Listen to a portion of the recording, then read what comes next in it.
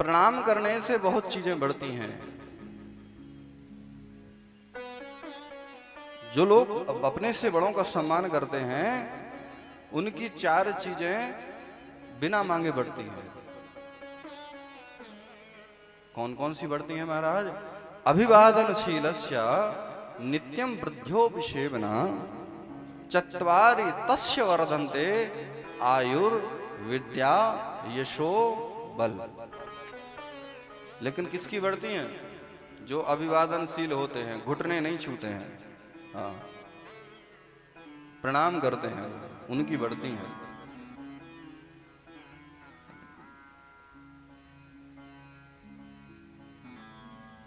इतनी विखंडनता आ गई, स्वाभिमान क्या कहेंगे, हम तो सीधा अहंकार ही कहेंगे। स्वाभिमान थोड़ा ही होता है जो अपने माँ बाप को प्रणाम का करे। अहंकार की पराकाष्ठा इतनी बढ़ गई है कि लोग माँ बाप को प्रणाम करने में संकोच करने लगे। लोग अपने गुरु को प्रणाम करने में संकोच करने लगे महाराज। अच्छा, विडंबना इस बात की है कि हम तो प्रणाम नहीं करते, पर हम अपेक्षा करते हैं कि हमारे तो छुए। शिकायत भी करते हैं, अरे भाई तुम्हारा बेटा बहुत बिगड़ गया। काहे बिगड़ गया? वो पैर ही नहीं छूता है, किसी का सम्मान ही नहीं करता है। अच्छा, तुम करते हो? महाराज, संस्कार देखने से आते हैं, संस्कार पढ़ाए नहीं जाते हैं। विद्या पढ़ने से आती है, संस्कार देखने से आते हैं। प्रैक्टिकल।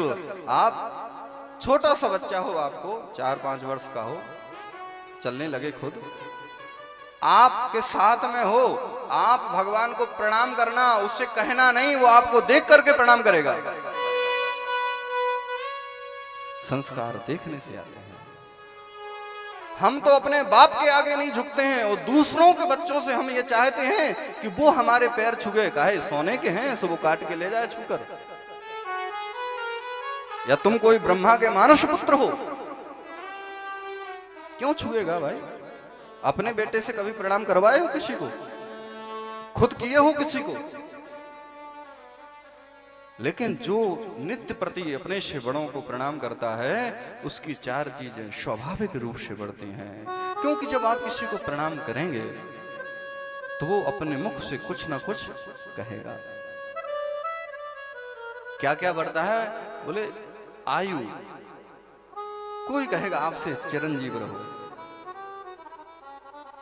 कोई कहेगा भैया खूब आगे बढ़ो, यश बढ़े, कोई कहेगा भाई खूब स्वस्थ रहो, बल बढ़ता है,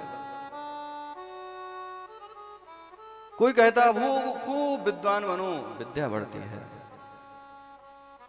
कब किसका आशीर्वाद हमें कैसा लग जाए, इसे कोई नहीं जानता है।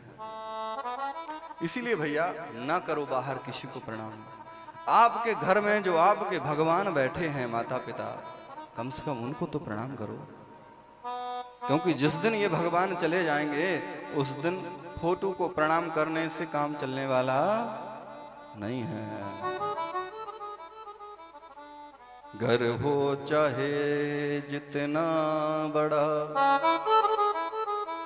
छाया नहीं माँ बाप की। वो घर नहीं शमशान है, इस बात को मत भूलना। हर बात को भूलो भले, माँ बाप को मत भूलना। तुझे पाने को माँ बाप ने कितने मनाए देवता, जन्मे तो सब हर्षित हुए, इस बात को मत भूलना।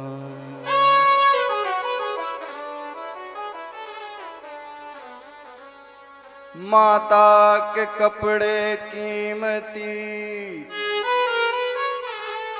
मलमूत्र से मैले किए, धो पोंछ कर हृदय लगाया, इस बात को मत भूलना।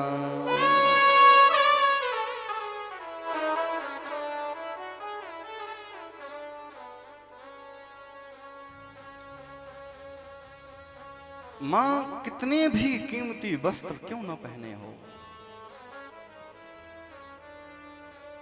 उसको कहीं कितनी जल्दी में क्यों न जाना हो, लेकिन अगर आपने उसके वस्त्रों को गंदा कर दिया तो मां की उदारता देखी, आप वो पहले अपने को नहीं, पहले बच्चे को साफ करती है।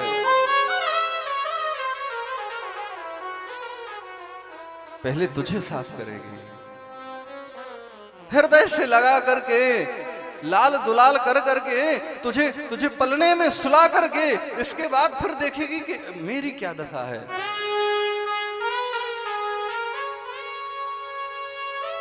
महाराज, मां वो विषय होता है जो खुद रात्रि में गीले में सो करके तुझे सूखे में सुलाती है। मां वो विषय है, बारात दरवाजे से निकले पर मां की नींद नहीं खुलती है। बगल में सोया हुआ बालक जरा सी ऊं की आवाज कर दे, मां तुरंत जाग जाती है, मेरा बेटा जग गया है।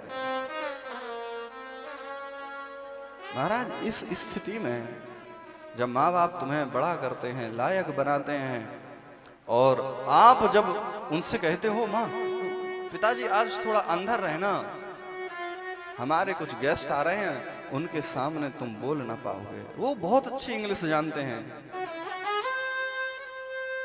ठीक है, आप भाई बहुत अच्छे पढ़ गए हैं, इंग्लिश जानते हैं, माँ बाप नहीं जानते हैं, लेकिन इस बात को बिल्कुल भी भूलना नहीं चाहिए कि जो आप इंग्लिश बोलने लायक हुए हो ना, तो उन्हीं अनपढ़ माँ बाप ने दिन रात कमाई करके उसको, तुम्हें उस बोलने लायक बनाया है, उस स्तर तक पहुंचाया है। माँ बाप जिंदा हैं, और अगर आपने उन्हें अनाथालय पहुंचा दिया तो महाराज, माँ बाप जब मरेंगे सो मरेंगे, पर जिस दिन माँ बाप तुम्हारे घर से निकले, आपका घर शमशान उसी दिन हो गया, फिर उस घर की उन्नति होने वाली नहीं है। इसलिए महाराज, जिसके हैं, अब जैसे जिसके चले गए ठीक है, लेकिन जिनके हैं वो तो कम से कम पहले अपने घर के भगवान, अपने पतिदेव भगवान, इसके बाद फिर मंदिर के भगवान।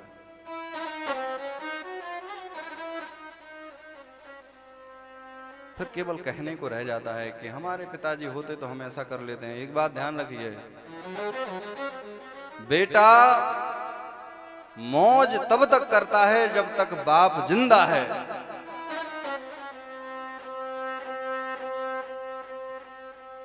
इसके बाद तो केवल गुजर करता है।